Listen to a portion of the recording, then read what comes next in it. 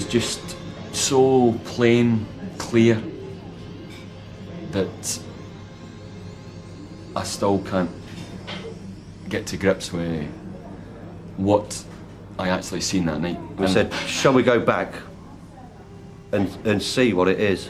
And just everything on your body was stood up like that, like the hackles on the back of your neck and all that lot. Freezing cold, absolutely freezing cold. And we said, no, sod this, like, let's go home, like, you know. I saw all the time the shimmering of the air. And then it was that my wife said, do you see that in the far distance? What do you mean? Yeah, there is something moving. It is like a man on horseback. And I looked and said, yes, you are true, how is that possible? And it was a man in gallop. He was galloping there, and he came nearer and nearer, and the shimmering of the air made the whole figure very unreal and very fantastic. I said, how is that possible? It is if the legs of the horse do not touch the ground at all, and it is if the whole figure is floating towards us. Bodmin Moor in Cornwall is one of the most beautiful parts of England. Wild, untamed, mysterious. The high moorland runs down to the sea to create the romantic Cornish coastline of steep cliffs, narrow rocky coves and inlets. And the whole area is knee-deep in a heady mixture of myths and legends, part fact, part fiction, part history, part fairy tale. Stories of Arthur and the court of Camelot, of a mysterious Celtic priesthood, of civil war and smugglers. Moreover, for as long as people can remember, Bodmin has been steeped in stories of the paranormal. Some believe it has to do with the strange qualities of the granite rock itself. I suspect that what is special about Cornwall is that it's mainly granite, and that this may have something to do with the fact that you get such a very high proportion of so-called psychic events taking place in Cornwall. We've got an enormous number of standing stones, and my own investigation of these standing stones has convinced me that they were stuck in like sort of stone needles into acupuncture points in the earth. Certainly, the places where there are standing stones appear to have some extremely powerful ambience to which the dowsing rod responds quite directly. Paranormal activity has been going on for a very long time on the moor and in North Cornwall, and indeed in the whole of Cornwall. And I believe that it is an ongoing process. And my great hope is that before many years have passed, that we shall see a major breakthrough in the paranormal field, that the reality will be established. And on the evidence of the past, I think there's a very good chance of that breakthrough being made here in Cornwall. But whatever the reason, geology or Celtic mystery, there is no doubt that there are various sites on the moor where many different people at quite different times claim to have seen events they simply cannot explain.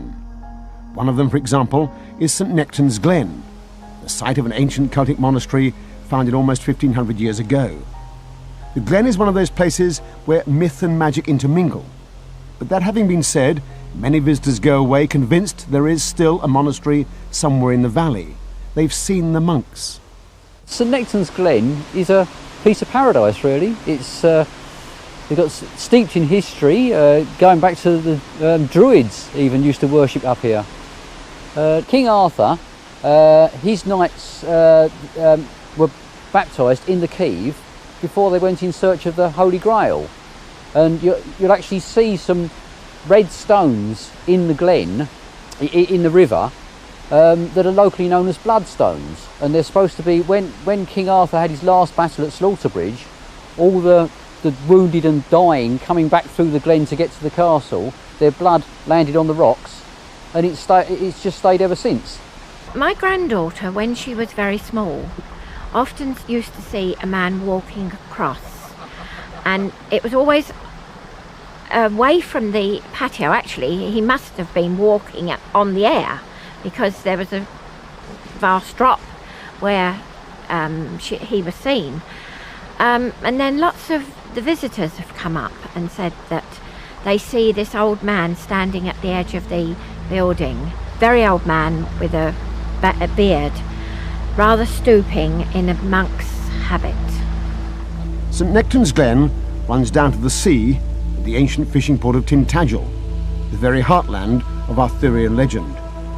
Were the Knights of the Round Table here in the dark years between the departure of the Romans and the coming of the Norsemen? Some years ago, a Dutchman spent a holiday here with his wife. He remembers what happened to him as clearly as if it happened yesterday. I saw the man on the horse now more clearly. I could see how he was dressed. I saw, first of all, a strange hat. It was a hat with a white brim, folded up on the front and going back there. And he was totally in black. He had a coat in white, pleats hanging down, and I saw there was embroidery on that coat. And I saw his boots, who were soft leather, and as well, of course, spurs I saw. And then the horse stepped forward to a nearby hawthorn. And the man dismounted, and he walked to the hawthorn and tied the reins on a low hanging branch of the tree. The shimmering of the air increased. It was all waving, and at that moment, all at once, the man and the horse disappeared totally. I was totally flabbergasted. My wife said, "How is that possible? Would you believe it?" she said. I said to her, "Come, let me go back to the beach. It is so hot here. Let me go back to the beach." We didn't talk so much to each other anymore. She grabbed my arm. We walked down to the beach. And she said, "Is it possible that it was King Arthur?" I said, "Who else could it have been?" I don't think the Dutch artist on the cliffs of Tintagel saw King Arthur. I think King Arthur belonged to a much earlier period of time. But he undoubtedly saw something of a supernatural nature. You can't have a horse and rider seen very vividly and in detail by the man and his wife, there one moment and gone the next.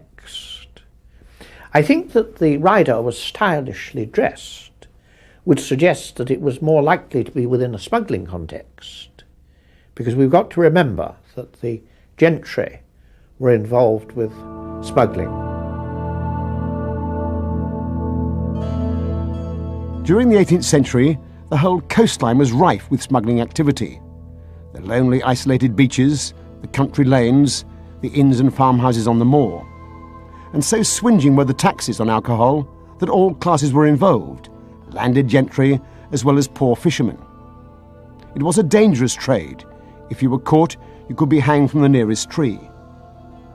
At the historic old hostelry of Jamaica Inn, it seems that the sounds of the smugglers still ring out. We live here immediately above this room, and this used to be the old stable block. And you know, I imagine that in the day it was a stable block, it'd been an old cobbled floor, and probably 3, 4, 5 times a year one can hear ponies paddling about down here, people shouting, talking, and this won't go on for just 2 or 3 minutes, it'll probably go on for 2 hours. The dialect that people talking is not understandable to my ears. I would think probably it's of a Cornish dialect. And it just goes on. You can hear people outside shouting, talking, as if coaches and carriages were being unloaded and stuff being banged about. You can look out of the window, you can come downstairs, you can see nothing. But the noise still continues. Val is the cook at Jamaica Inn, as practical and down-to-earth a lady as you could find. But even Val has had her ghostly experiences. A ghost that goes through the door has a cloak on, but it's mostly a cloak. It's not, you know, like with no head or no, you know, it's just a cloak with a big collar, and it starts off here and it goes over here and goes out there in the stable bar. And it's very frightening, and I just go down to the kitchen and close the door behind me, which makes me more secure. I was working as head chef at the Jamaica Inn, and we finished work on the Saturday night at about 11:15 and was proceeding to drive home across Bodmin Moor towards Tor Point. And about 2 miles down the road, rounded this corner, all of a sudden I seen this figure hanging from a tree. And I said to Tam, "Did you see anything, Tam?" And he looked at me. Well, actually says, I know what I seen. What did you see? I said, "A guy hanging from a tree, like, you know." And I says, that is exactly what I seen as well. And we said, "Shall we go back and see what it is?"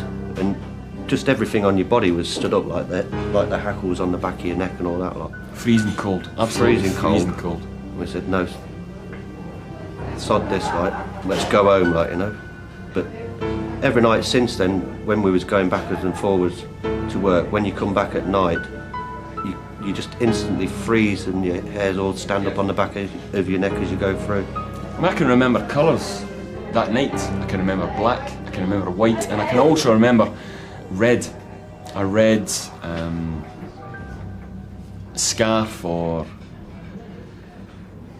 not a cravat, but just something red. I can remember black boots, shiny black boots.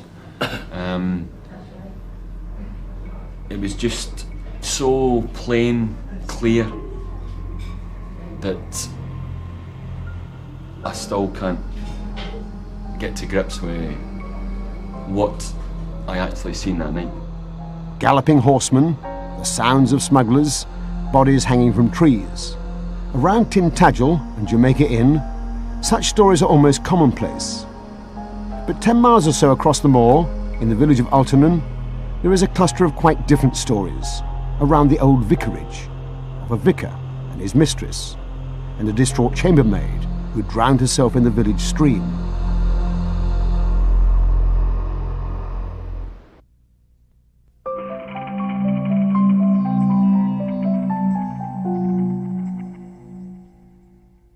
The old vicarage in the village of Altonan is called Penhallow, a name which means on the edge of the moor. The present house was built in the middle of the last century by the Reverend Tripp. He is actually buried in the churchyard, but notably not alongside his wife. He lies with another lady called Mary Hurley, who may have been his housekeeper. Penhallow has been a focus of paranormal activity for many years, some of it seemingly associated with Mary Hurley herself. Penhallow has been there for some, you know, it was the rectory originally, and the church sold it off, and it's not the original house. The original one was burnt down. This one was built in 1842, but it's been on that site for many generations, as far as I'm aware. It used to have stables and coach house and everything. It was in the days when the vicars were really somebody. You know, they ran the rooster. They were the top dog in the village. He lived with his wife in the house, but he also had a house. They had a housekeeper, who was a little bit, shall we say, a little more than a housekeeper. And she's seen sometimes standing at the back door of the house. She's been seen by several people, as far as I know, and she's buried just outside the gate to the house, beside the vicar. The wife isn't. Don't know where the wife's buried, but apparently they were having an affair. There definitely is a presence in the house. We could often hear strange noises, like people going up and down the stairs, when we knew there was no one in the house. And it wasn't a nasty presence, you know, it was a friendly sort of ghost, if you want. Perhaps it is the housekeeper. Perhaps she doesn't approve of having a licensed premises now, being, you know, an old vicarage. I think she used to look after all the old vicars and what have you then, and perhaps she doesn't like it. Last week we had a guest staying here on Thursday night who was disturbed for whatever reason in the night, awoke to see a lady dressed in grey, Quaker sort of dress, she said, standing at the corner of her bed for what seemed like several minutes, and then she just disappeared. No harm done, nothing thrown about, but definitely a sighting. Harry Cleverly was called in by the previous owners of Penhallow to help them with some strange, unexplained experiences in the house that were occurring again and again. We told him that we'd heard the footsteps going across this room, and he came across and walked around the house, didn't he? Yeah. But he said he saw something in the next room to this room. But then, of course, we did realise that possibly the rooms had changed. You know, perhaps the walls hadn't always been exactly the same places. Some time ago, when the previous owner had it, they called me up because they heard footsteps overhead. Didn't frighten them, but they were just interested. So I went up there, and I saw in one of the bedrooms, well, there were 2 bedrooms actually, they are now, 3 and 4, but at that time, I think, at one time there must have been one big room, because I saw this vicar, I think he was, in a frock coat, pacing up and down with his hands behind his back, as if he was puzzling out his sermon for the coming service. At least that's the impression I got. Harry Cleverly lives in the village. Late one evening, walking his dog, he had another strange experience as he passed the gates of Penhallow. About midnight, witching hour as always, and I got to the bridge, and the dog stopped, and his hackles rose, and I felt cold, felt this icy feeling, and I looked up, and there was this entity floating down coming down the path beside the church, came round and walked straight through the gate, which was shut, and went off up the road and disappeared. And I didn't know very much about them, at the time. And I inquired around, and somebody said, "Oh, you've seen her, have you?" And he didn't tell me what had happened, but apparently she comes down the lane behind the church. Where she comes from, nobody actually knows, and what she did. But I found out later that behind the post office, there used to be a swampy land there, and she fell in that and drowned herself, apparently. As so often in these circumstances, we're left with a judgment to believe or not to believe these stories. There are slender links with the history of the place. There have been sightings by several people, but these can scarcely be called confirmation of anything. Is there any other kind of verification that we could plug into? We decided to call in another psychic medium. With no notice whatsoever, we took her to the old vicarage on the Moor. She claims to have no knowledge of Altonan or Penhallow. She claims to have had no contact of any kind with Harry Cleverly. Indeed, she was quite prepared to take a lie detector test. We asked her simply to recount her impressions. Well, this is a favourite, very favourite place of the man that I'm interested in, whose room I believe it was. This is a reverend gentleman, and this room was much bigger. In fact, it actually goes in beyond here. One long room, and there's books. It's lined with books. It's a bolt hole for this gentleman. It is a place where he did his own personal spiritual work. In sight of the church, through this window, he walked for his sermons up and down from window to window, and this view of the way in was almost to him as if it was his spiritual pathway through. That may sound a little, but this is how his personality comes. And he had to get away from the rest of the household many times. I think feels as if there's a bit of an undercurrent, which wouldn't have been mentioned in those days. This is a Victorian gentleman, and there was a lot of things going on in this household which he needed to escape from. Let us put it that way. He became himself in this room. He wasn't all formal. He became himself. I'm not sure if he actually played an instrument. I feel as if he might have had a fiddle or a pipe, but he became himself here and almost danced and threw himself on the bed, and that kind of thing, was free The only place he felt free. That's how I feel about him. But undercurrents, yes. Other occupants of the house, I feel, that are concerned with his family, perhaps, are a little more intricate. I think that I would rather not particularly say how I feel about that, but that it feels that he's living two lives here. Being a rector or a vicar, it would have to have been a double life, and I felt that was some concern that his very personal life was wrapped up with one of the occupants of the house. In other words, you know, he was probably having an affair with one of the occupants of the house, and it was very happy.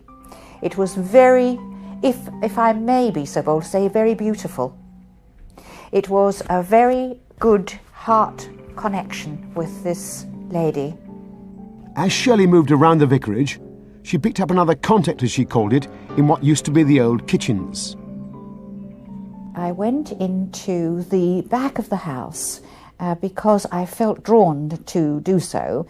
I feel that it is a very active place in the kitchen area, and I was strongly convinced of previous scullery maid, or perhaps that would be too... she was a servant that worked in the kitchen. A delightful girl, but there are undertones, and she knows more intimate stories about the owners in the Victorian period than perhaps others would. And she lived in a cottage which is no longer down by the bridge, the old bridge in the village. It is now a space. There were a row of cottages there. I saw them, and the bridge itself connected with her, and I believe that she fell at the bridge and was drowned. And this is the young woman who worked here. So, two mediums, who claim to have had no previous contact, coming up with remarkably similar stories.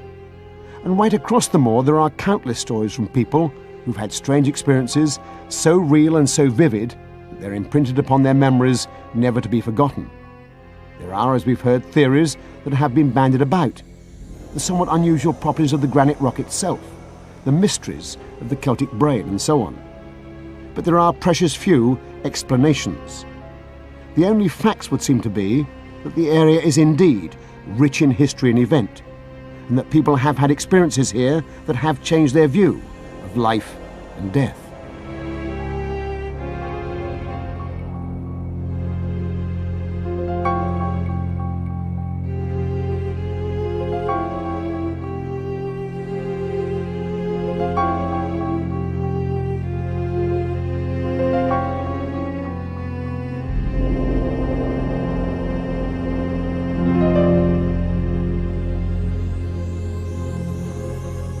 This country is famous for its old coaching inns and public houses. They're dotted up and down the land at crossroads and in village high streets.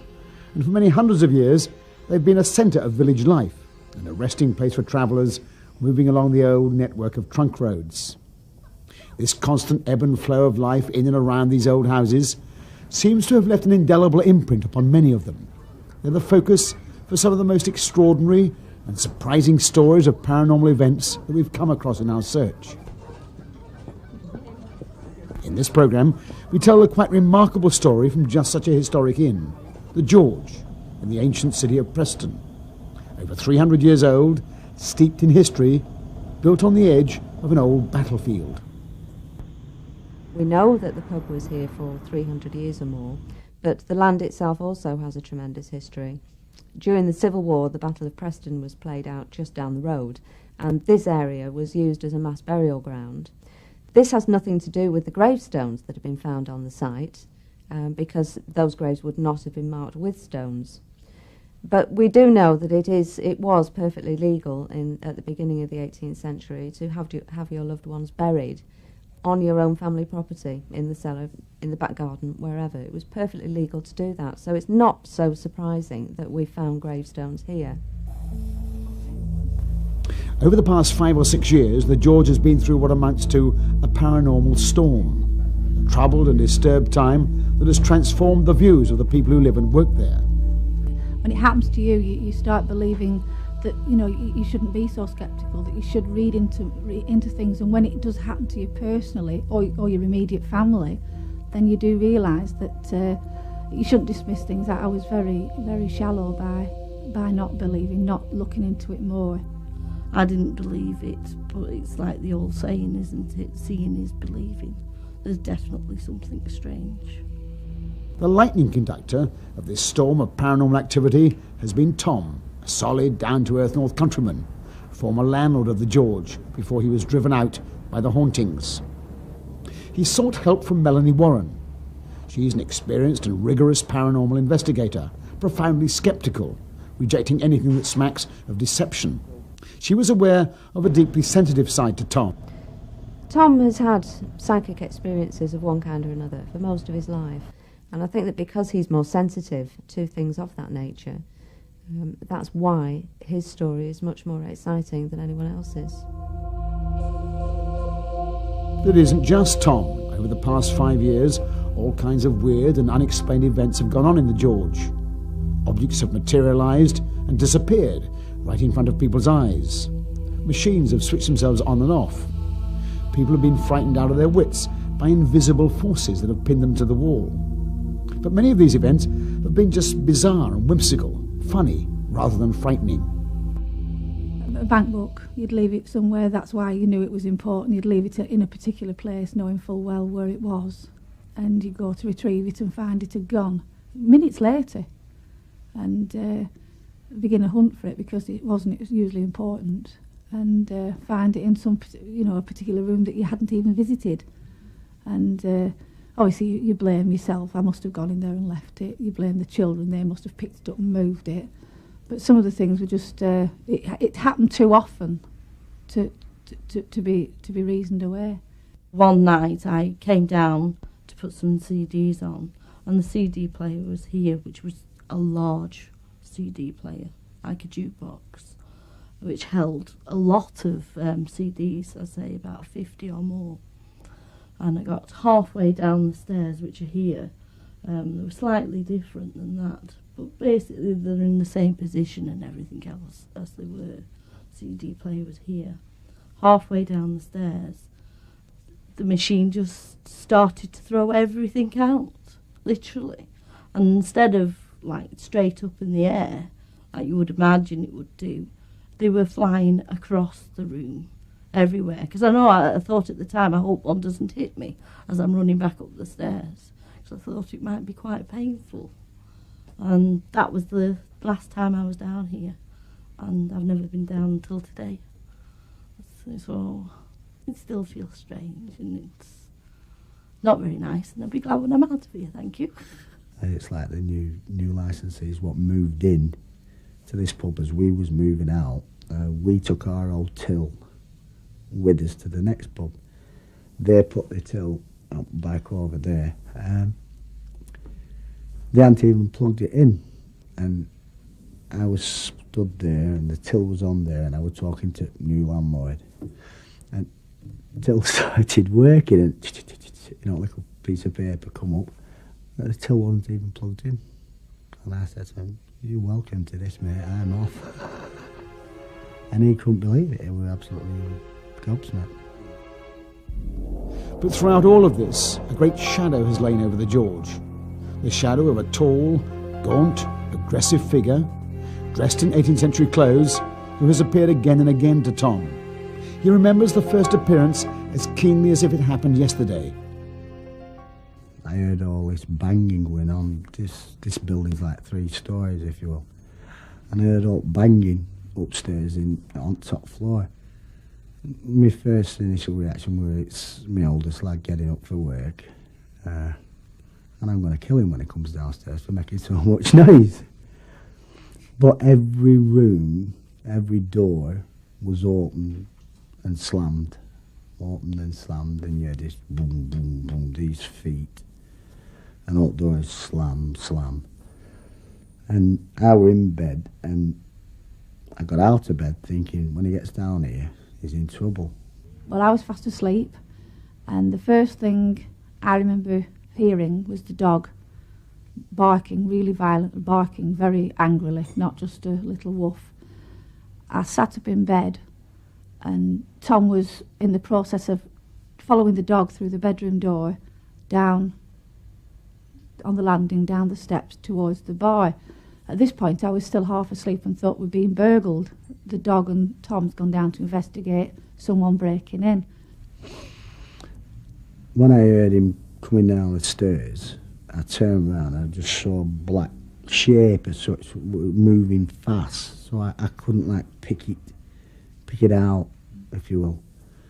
I heard this slam, and the next minute I heard another door slam, and then another door slam, and another door slam. But all the time I couldn't pick out what it was, so I shouted, you know.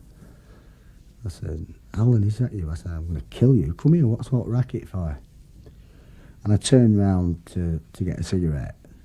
When I turned back, there's this man stood in front of us, dressed very similar to a Quaker as such, with long black coat, one of old cravats,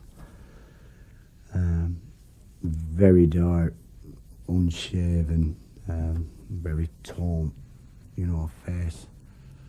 And he just turned around and said, like, "Don't ignore me," which, as you can imagine, sent a tingle right up my spine. I just went, "Ah." The dog then woke up, all his hair just stood on end, and he just shot for this man, who just glided as such, just straight out of the room. And the next thing I remember was Tom coming back through the door and sitting heavily on the bed, and his head was in his hands, and I asked him what was the matter, and he just turned and said, "You wouldn't believe me if I told you."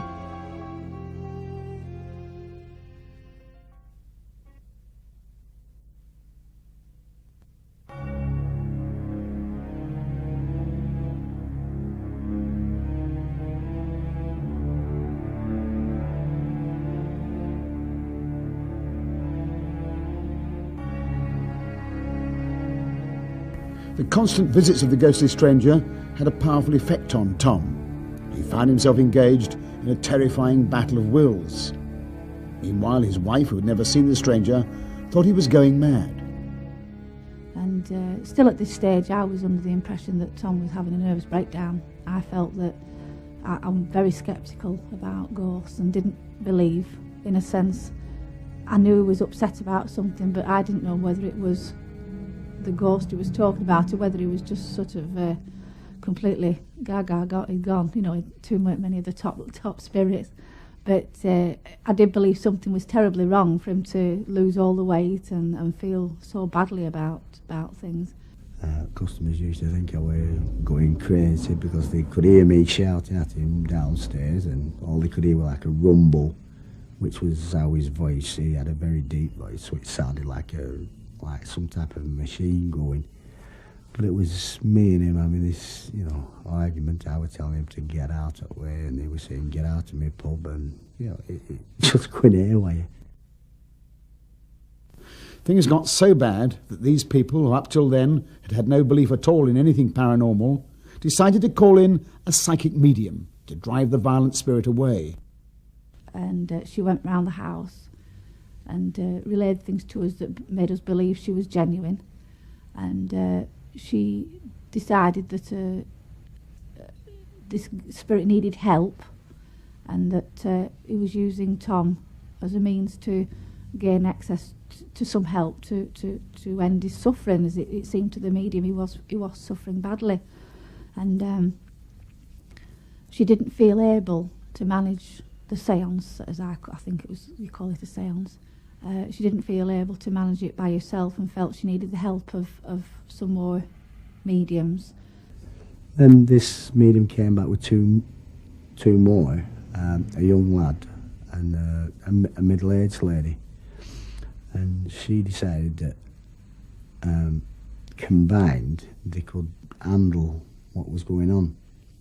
And we all sat down, and two medium ladies were sat opposite me, and then a young gentleman who was a medium was sat next to these two ladies. I was told to sit with my hands, with myself on my hands as such, and to keep me back against the wall. And I asked her, I said, well, why have to do this? He said, because there's a chance that he will, like, come into you. And I at the time, couldn't understand this, but I was just willing to do anything to try and sort it out.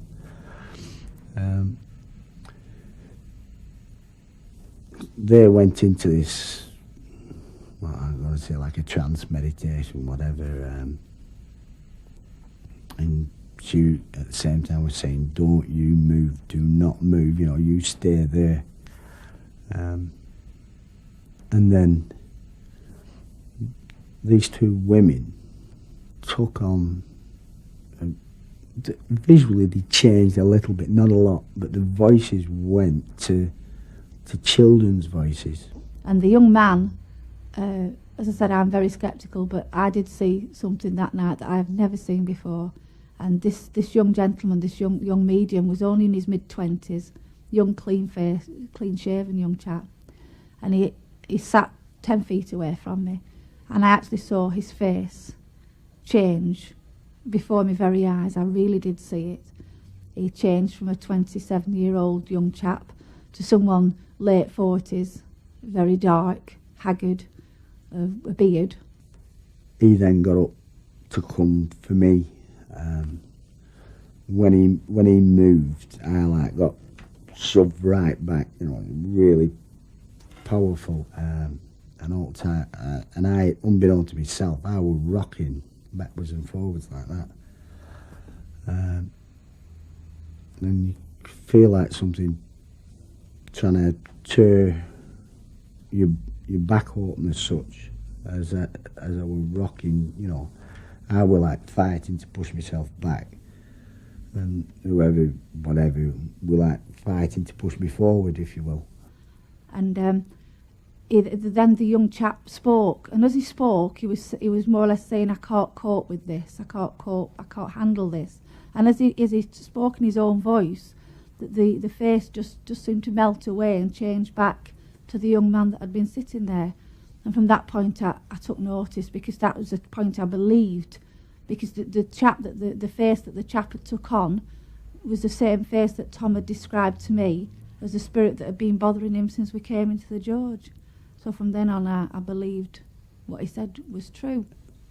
But what happened then was the whole back wall just disappeared as such, and a cloudy effect appeared, like a swirling, if you will. From these two mediums, you just saw these shadows appear and like just walk off. And they went and out, you know, I mean, I'm gobsmacked. I couldn't see any light, I couldn't see anything at all. And after a while, Tom looked up towards the ceiling, and the mediums looked into the same direction above the curtain. And apparently this is where the light was to them. I couldn't see anything. And this is where was the light they were asking him to walk towards. And apparently he did walk towards the light. And as I looked sideways onto Tom, he looked a lot more relaxed. He didn't look as tense. He wasn't rocking anymore, but he was crying like a baby. Tears were just rolling down his face. But Tom and Anne had had enough. They decided to leave the George. Within a year, they'd pass it on to its present landlords, Tony and Debbie. Now, at the time, I did contact Debbie and Tony, who are the current tenants of the pub, and I simply said, "Do you mind me covering the story, and have you had any experiences?" And Debbie said, "No, nothing's happened to us." So I had to respect that. I couldn't push her any further on that. And I assumed that, as Tom had told me, they'd had a séance and, in effect, an exorcism, that the exorcism must have worked. Although I found that a bit surprising, because in my experience, exorcisms only work in about 10% of cases. They may calm it down. Often they do more harm than good. They can actually make the occurrences a lot worse. So it was no real surprise when I found out recently that things were still happening here. Melanie turned out to be right in her analysis. It was only a few months before Tony, the new landlord, had his first encounter with this grey-faced stranger from upstairs. And a key fact is that up till then, he knew nothing about him. A lot of little things that have gone on, I wasn't too sure whether, they could be explained until one night when I was in bed on my own, my wife was away, and I was sleeping a bit uneasily, and I'd just looked at the clock, digital clock. It was about 2 o'clock in the morning, and I was a bit restless, and while I was tossing and turning, I saw a figure in the bedroom. And he said he thought we had burglars, so he shouted, "Who is it?" He said, and when he looked, there was this fella in black with a funny shirt hat on, collar, dicky bow, long black jacket, long gaunt face, stood at end of bed, and he said, "What do you want?" He said, and the fella just turned round and started walking out. And I said, what did you do? Did you follow him? He went, "No, I got under covers." The following day I explained to my wife what I'd seen, and she said, "Do you know what it is you've seen?" And I said, "Well, I don't know really." I said, "I wanted to explain to you what it looked like." And it was about 2 weeks later, we was out one night on a night out, and we bumped into Tom, previous landlord, and she called him over, and I explained to him what I'd seen, and I couldn't believe it when he said it was the exact same description as this chap he'd seen that had frightened him that night. But the question that continued to nag away at Tom's mind was who this tortured and violent figure might be. An extraordinary clue came from something that was found in the cellar of the George during some building work. A gold ring. Tom wears it now on a chain around his neck. Inside is inscribed the name of one Robert Clay and a date, 1786. But who was Robert Clay, and what connection did he have with the George? Tom and Anne set out on a quest to find out. We do have some important evidence in the bereavement ring that Tom found in the cellar. He found it under one of the gravestones. Now, the gravestones were too worn away for us to gain any knowledge of who might have been buried there or when, but the bereavement ring had the name Robert Clay and the date 1786. That was the year that he died. It was a bereavement ring, however. This means that it belonged to someone who had loved Robert Clay, and it was that person that was buried on that site. It wasn't Robert Clay himself. We've tried to check out the Clay family. Now, at that time, there was only one Clay family in Preston. There were other families with similar names. Clayton, for example, was a very big family, lots of family members. But there was only one Clay family. We found out that John Clay used to run the House of Correction, which, coincidence or not, was situated directly opposite the George Hotel. That I found very interesting. Unfortunately, there was no Robert in his family at that time. We've checked the records to try and find out when, if Robert was mentioned in the records at all. We know when he died. We know what age he was when he died. We can't find him in the records. The story then came out that Robert Clay had actually killed his 2 young children here. And on research we found that 2 young children did go missing, and they were never found. Now, according to what was said in there, was that the 2 young children were actually buried in the lower cellar of this pub, which is now all concreted up.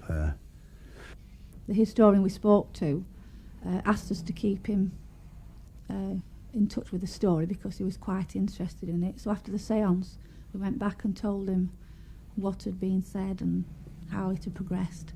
And he said to us that he wasn't surprised Robert Clay wasn't found on the census, that apparently in those days if some heinous crime was committed by a member of an eminent family, then that member of the family was written out, not only of the will, etc., but actually written off the records, and therefore it didn't ever exist. We mustn't forget that there are several other people who've had experiences here, customers and friends of the landlords who have been here, had one experience, won't come back.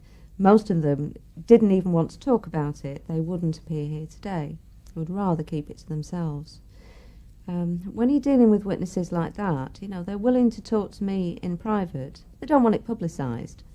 Am I supposed to believe that they're not telling the truth? And when you look at Tom, you see the man's face as he's telling you the story. He's an honest bloke. So Robert Clay's connection with the George seemed clear. 200 years ago, he'd murdered 2 children and buried them in the cellar. Had he prowled around the place ever since to guard his guilty secret? Robert Clay was actually not protecting, but trying to make sure that nobody ever found out about it.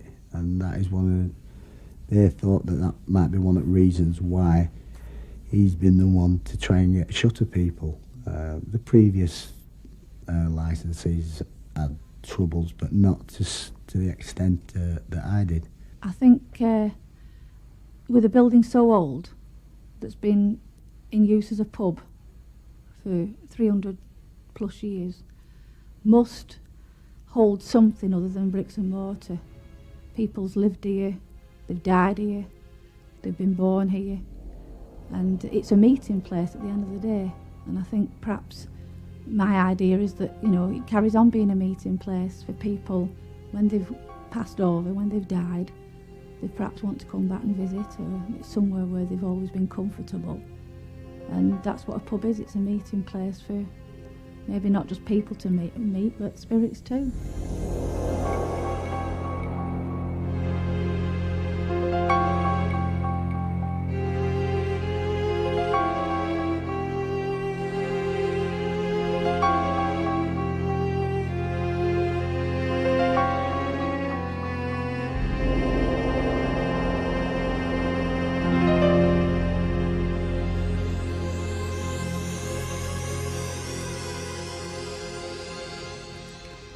A thing happened to me a long time ago with my mother-in-law when she died. She came one evening, well, once at first night. I didn't know what it was. The bed was just rumbling about, you know, and things. Still thought it was a cat on the bed. The following night, I saw my mother-in-law sat at the bottom of the bed. And a grey coat, green headscarf, as large as life. And she said things had been moved out of her house and so on and so forth, and she was very upset about it. So I wasn't shocked, I wasn't hurt, upset, frightened or anything, because she wouldn't harm me. I said I would look into it. So I phoned my brother-in-law the day after, asked him what he was doing with Mum's things. Said they'd put them away for safekeeping while they're decorated, plus an ebony box, which she also explained about, and with a dragon on. And I didn't know about this box. Anyway, he says, oh, that was Mum's jewellery box. I said, well, put it back, please, on the chest of drawers where it belongs, and put her ornaments back. So I told him why. He did this for me as a favour. He didn't ask any questions. Sure enough, the night came. Fell to walking, hands feeling round the bed. She came again. She sat down, took her scarf off. And I said, well, things have been put back now, Mum. I says, you'll be all right now. Please leave me alone. I says, because I'm losing a lot of sleep. You know, I says, you can rest in peace. So up she went, turned away. And I said, you forgot your scarf. And she picked a green scarf up, put it back on her head and went. Never seen her again since. Jean's strange encounter with her dead mother-in-law, for all its extraordinary and eerie qualities, is a remarkably common experience. It's clear from the research records that many thousands of people in different cultures, in different parts of the world, have had something similar happen to them. They appear to happen most frequently between members of a family, or people who have a profound emotional connection with the dead person. And they're remembered with immense clarity: the time, the place, the details of dress and movement, and so on. In paranormal circles, they're described as crisis ghosts. One of the interesting aspects of apparitions is the close relationship between the appearance of many apparitions and the fact that the person whose apparition appears was going through a crisis, either in fact in danger of death or actually dying. And the first set of collections of these was the 1895 one of the Society for Psychic Research. And we're not talking about a set of anecdotes, we're talking about cases that were exhaustively researched, obituaries looked up, witnesses interviewed, newspapers looked at, tombstones, the lot. Perhaps the single most extraordinary thing about these crisis ghosts is their profound realism. They appear to be so true to life in terms of dress and mannerisms and characteristics and expression of the living personality, so real and solid in fact that those who encounter them immediately respond to them in living terms. They engage them in conversation and so on, right up until the moment that the apparition is revealed for what it is, because it disappears or moves off through a wall. And usually you find that if there is more than one person present, then in a third of the cases, all of them see the apparition.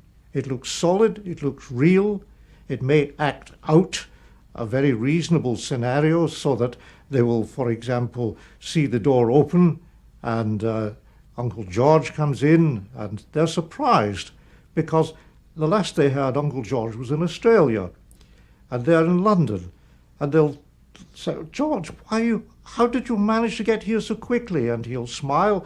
On occasion you might get a word or two, and then, only then, he will do something that a human being couldn't do, like disappear or walk through the walls.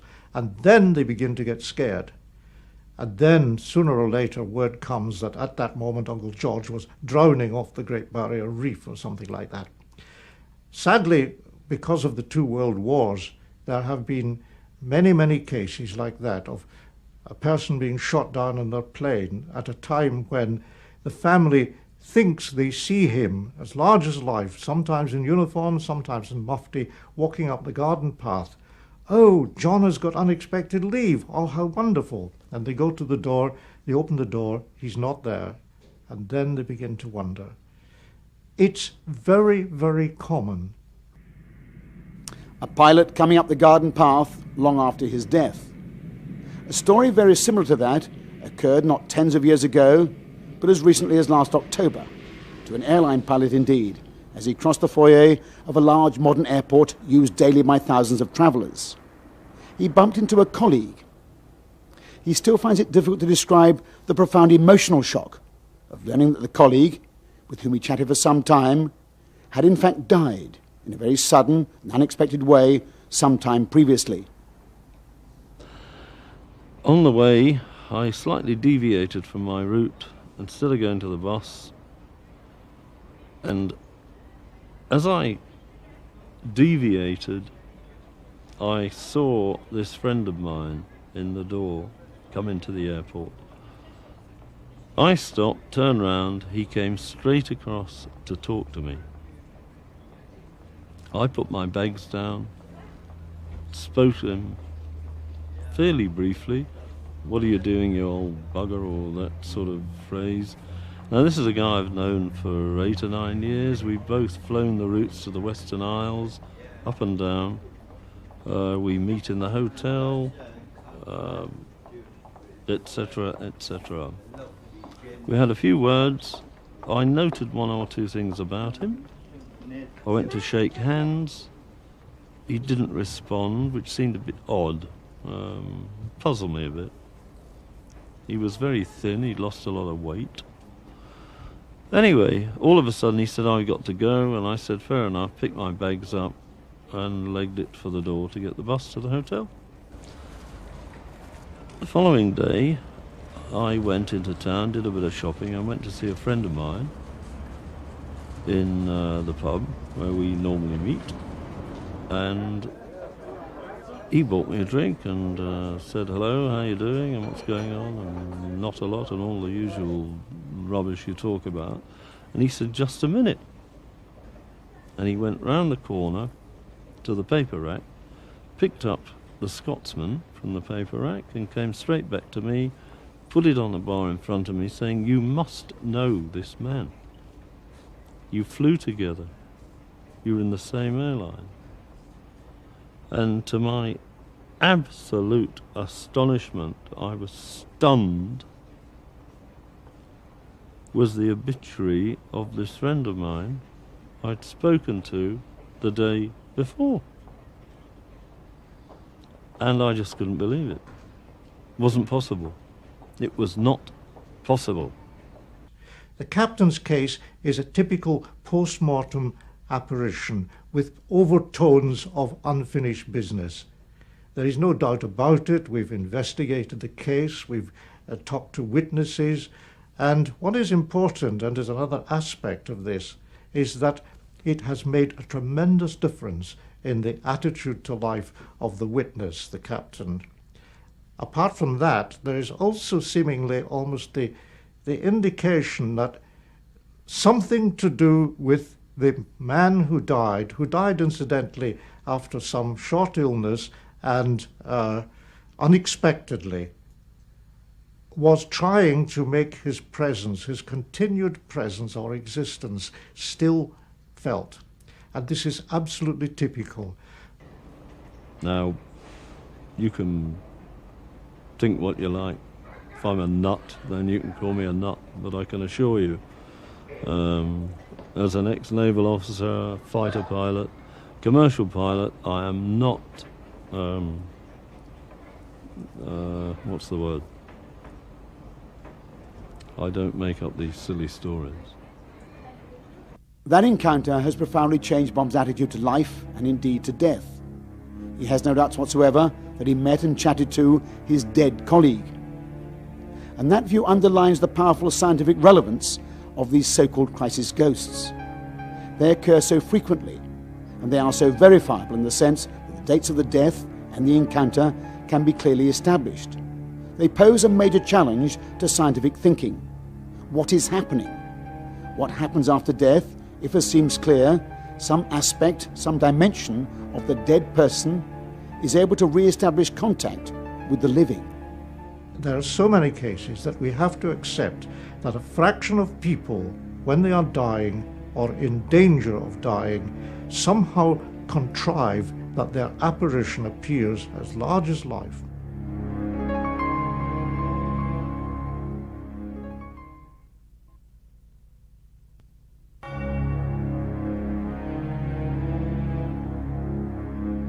Crisis ghosts are one of the most widespread of paranormal experiences. These appearances of people just before or just after their death to a loved one or to a relative. In Asian cultures, they are very readily accepted as a fact of life, so to speak. In the West, grounded as we are so firmly in centuries of scientific rationalism, they are regarded with the utmost skepticism. People who experience them are embarrassed to talk about them. Scientifically, they scarcely appear above the horizon.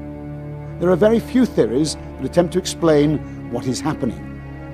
There is a part of the human being that can operate out with time and space.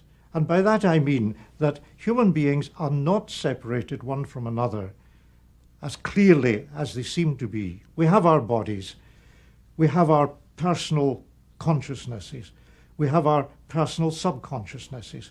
But I go along with Jung, for example, who said that the deeper he went into a person's psyche, the closer he came to a level where it couldn't be said to belong to that one person alone. And the analogy that one can use is that above the surface of the ocean, the islands are separate. And below the surface of the ocean, the islands are separate. But go deep enough, and you come to a level where all the islands join on the bedrock of the ocean. If it is possible to generalize in this shadowy area, it seems that the contact is made with a particularly sensitive person, and at times when their minds are in the most relaxed and receptive state. That often occurs in and around the margins of sleep. It leads to a state that is known as lucid dreaming. And in the dream, I actually saw my father in his coffin, and he was in a funeral parlor in this dream. And I remember going into this funeral parlor with my brother and sister in the dream and looking. My father's coffin was on like a wooden Charlie horse, you know, the horses, the wooden horse, because it was a brand new funeral parlor. And in the dream, he looked about 2 or 3 stone lighter than I'd remembered him, and his hair had turned snow white, and he was in his coffin. And I remember asking the gentleman who owned the funeral parlour why his eyes weren't closed completely, because you could see part of the blue of his eyes. And they said that he had been in so much pain before he died that they'd teared, and they couldn't close them properly. I also remember in this dream opening my bag and taking out a blue rosary beads and putting them on my father's hands, because my father had been Catholic. Now, I had never put those rosary beads into my bag. The next day, when I woke up the next morning, I got a telegram to say my father had died. When I came back to Britain for his funeral, everything happened as it had in that dream, to the extent that my ex-mother-in-law had actually put that rosary into my bag. And the rosary was a pale blue rosary, and that was the same as the rosary in the dream. And it was exactly as my dream. Very often in the lucid or very vivid dream that makes such an impression on the person that he remembers it when he wakens up, he will see someone, he will be in contact with that person will talk to them, that person will be anxious, that person might have died even months or years before, or may have died without the person knowing it, and that person will be trying to get information across, unfinished business. And when the person wakens up, they remember the dream. They then perhaps, in a number of cases, actually carry out the plea of the person in the dream, and subsequently find out that the information given in the dream, and which may not be in the minds of any living person, is correct and leads to unfinished business being finished. Well, when I was about 15 years of age, I was up in London and I was modelling at that time. And I'd been doing a lot of photographic work in the morning for a photographer, and I went back to the hotel to take a rest before the afternoon shoot. And I fell asleep, and I had a really unusual type of sleep. It was as if I was awake, but yet I was asleep. And I saw my grandmother, and I saw her she was coming from the back of a field towards me. And as she came towards me, she started to turn. And as she turned, she grew younger, till she was about 30 years of age. And she said to me in this dream state that I was in, she said, "Patricia, I'm all right. I want you to know that I'm all right. Everything is fine, and that I love you. And I want you to go to my house and look in a certain drawer. There's a key hanging," and she told me where this key was hanging to open this drawer. "And you'll find that I've left something for you." And she said, "I want you to write my book, write my story. It'll be a real success." Now, her name was Maggie. And when I woke up in that room, in the hotel room, the room was just filled with her fragrance. And I knew that she'd passed on. I called my father on the phone, and he said my mother had gone back to Ireland to bury her. And I called Mommy in Ireland and told her to go and get this key, and it was where she'd said in the dream. And she went to this little dresser and she pulled an envelope, a big envelope out with my name on it. And in it was quite a lot of details about the book that she wanted me to write, and a picture of her mother. Many of these stories involve actual appearances of people who have died, but there are many more that involve the passing of a message of some sort. The voice is clearly recognised, the sound is quite clear, and the message is remembered in all its detail. This is the sad story of Teddy, close friend of Jane and Sheldon. I came back from holiday and we were totally exhausted because we'd been up for 24 hours, and I came in the house, went straight to bed. About half an hour later, I sat bolt upright in bed, it's like this, and went straight, there was no thought in my head at all. I went right downstairs and I said, "Sheldon, you have to go and get Teddy. There is something wrong. You must go now, immediately." And he got up and he went. So I went over to Teddy's, and immediately I saw Teddy. He wasn't doing very well, and I said, "Enough of this nonsense. You're going to the hospital." Now, Teddy didn't have a phone, so there was no way of calling an ambulance. So I helped him down the stairs, and he actually lay down on the back seat. And I got in the car and started to drive off, and I tried to drive as fast as I could. At one point along the journey, I turned around and I saw Teddy look up to me, and I saw his eyes roll. His eyes roll into the top, and at that moment I was terribly frightened that Teddy had died. I could hear all this sort of commotion outside, and it was a commotion. There was car noise, and I could hear Teddy saying, "Sheldon, Sheldon, you've got to let me out of the car, let me out of the car, I've got to get out, you've got to stop." And I got up, with hearing this, this whole commotion. Went down to Lenny, because I wasn't dressed or anything. Lenny, please go and help Teddy. I was watching TV at the time, and my mum came in and said, "Help Teddy get out of the car," because she could hear him outside.